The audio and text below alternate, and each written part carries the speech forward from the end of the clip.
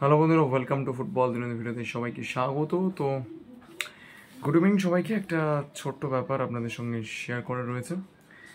তো প্রায় এক মাস আগে একটা আপডেট আপনাদেরকে দিয়েছিলাম যে সুপার কাপে আনোয়ার আলীর পার্টিসিপেশনটা নিয়ে একটা কোশ্চেন মার্ক রয়েছে এবং কালকের তার কলকাতা আসার কথা, তারপরে ইস্ট বেঙ্গলের মেডিকেল টিম থেকে দেখার কথা রয়েছে।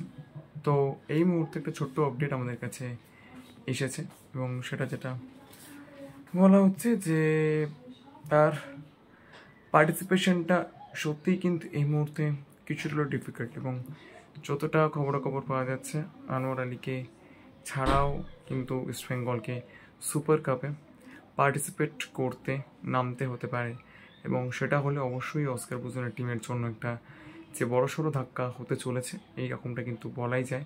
তো সব মিলিয়ে দেখতে গেলে it will be a difficult blow for East Bengal defence. তার কারণ আনোয়ার ছাড়া ইস্ট বেঙ্গল ডিফেন্সের কন্ডিশন কিন্তু আমরা দেখেছি একেবারেই কিন্তু খুব একটা ভালো ছিল না এএফসি চ্যালেঞ্জ লিগের কোয়ার্টার ফাইনাল ম্যাচেসগুলোতে।